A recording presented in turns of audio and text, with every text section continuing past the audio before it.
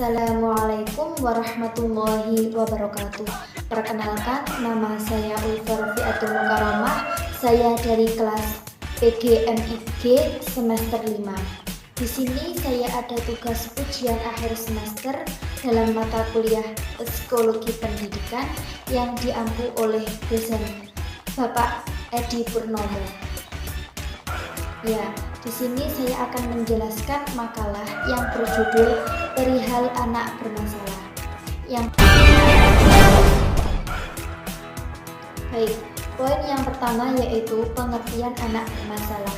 Anak bermasalah atau sering dikenal dengan anak nakal dalam bahasa Inggris dikenal dengan istilah juvenile delinquency yang mempunyai arti perilaku anak yang melanggar hukum dan apabila dilakukan oleh orang dewasa termasuk kategori kejahatan. Contoh perilaku anak yang bermasalah dan itu menyimpang adalah suka membolos, memeras jajan uang temannya, dan tidak sopan kepada bapak ibu guru maupun. Adapun menurut Sofyan S. Willis, kenakalan adalah tindak perbuatan anak yang tidak sesuai dengan undang-undang dan tidak sesuai dengan norma-norma yang berlaku di masyarakat.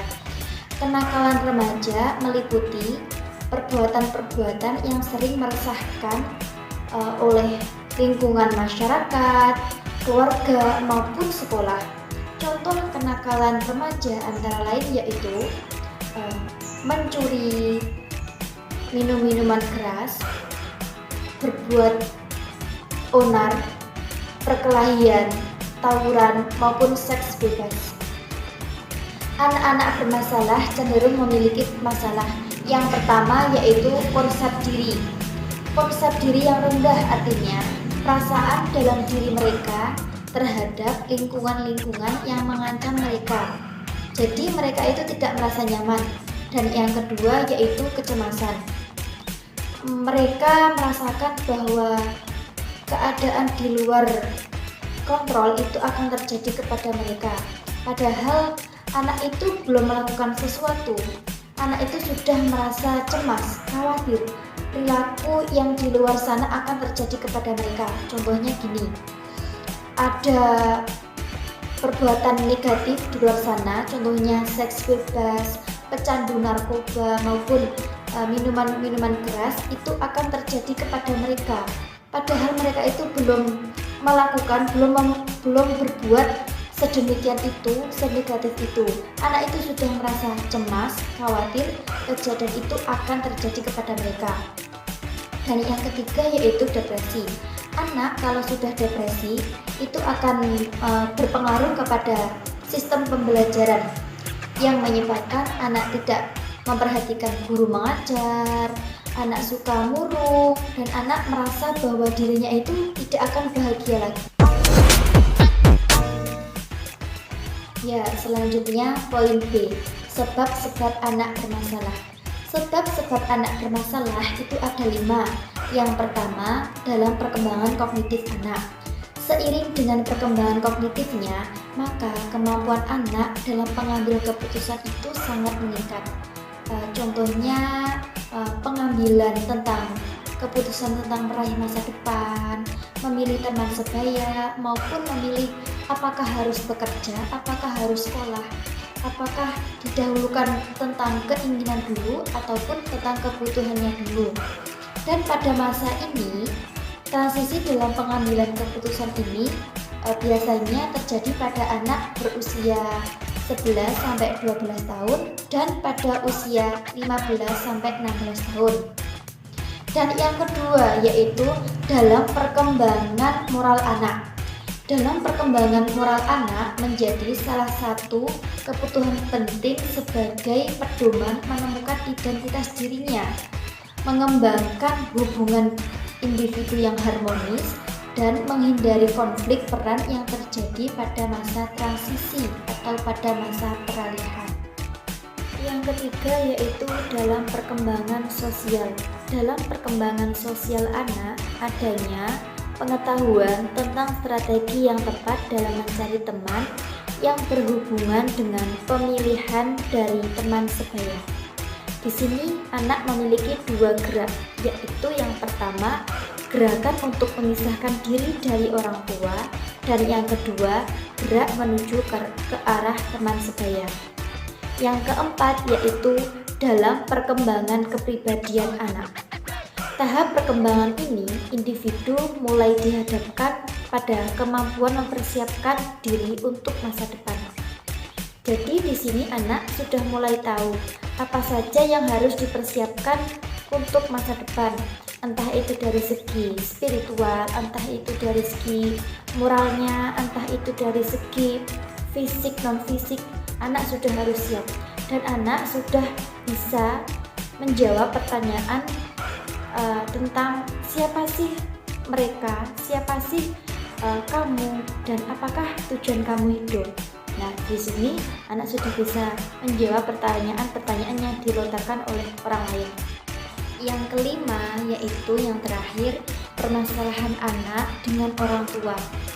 Permasalahan anak dengan orang tua yaitu sebelum anak mengenal lingkungan yang lebih luas, anak terlebih dahulu sudah mengenal lingkungan keluarga. Oleh karena itu, orang tua maupun lingkungan keluarga memiliki pengaruh yang luar biasa terhadap anak, dan lingkungan keluarga juga menjadi awal dari faktor resiko perbuatan kenakalan. Hal itu karena lingkungan keluarga yang menjadi awal terbentuknya nilai yang diterima anak dari pola pengasuhannya. Jadi di sini orang tua memiliki pengaruh yang sangat besar kepada perilaku kenakalan anak, di mana kalau orang tua pengasuhannya baik, pengasuhannya sangat ketat, bisa jadi anak itu tidak nakal. Contohnya gini, sejak dini anak melakukan hal yang negatif, orang tua meluruskan dan membenarkan kalau itu tidak baik, maka kedepannya anak bisa mengetahui bahwa itu tidak baik.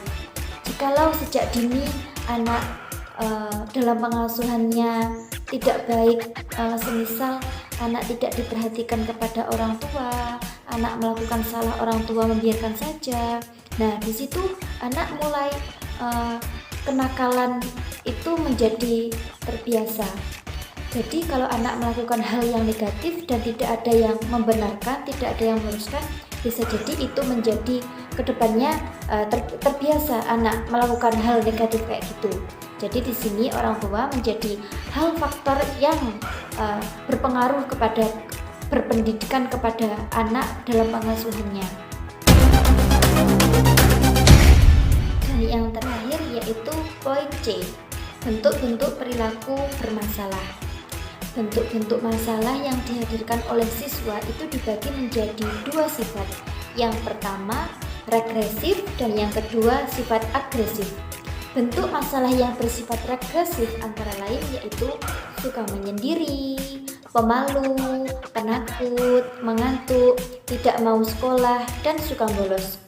Dan yang kedua yaitu perilaku anak yang bersifat agresif, yaitu contohnya berbohong, membuat onar, memeras uang jajan temannya, dan perilaku ini dapat menarik perhatian orang lain. Perilaku yang bersifat regresif biasanya ditunjukkan oleh anak mempunyai kepribadian introvert, dan sedangkan perilaku yang agresif biasanya ditunjukkan kepada kepribadian anak yang bersifat ekstrovert. Baik, mungkin itu yang bisa saya sampaikan, kurang lebihnya saya mohon maaf, dan semoga ini menjadi bermanfaat bagi teman-teman, dan apabila saya ada kesalahan saya minta maaf yang sebesar-besarnya. Sekian, wassalamualaikum warahmatullahi wabarakatuh. See you.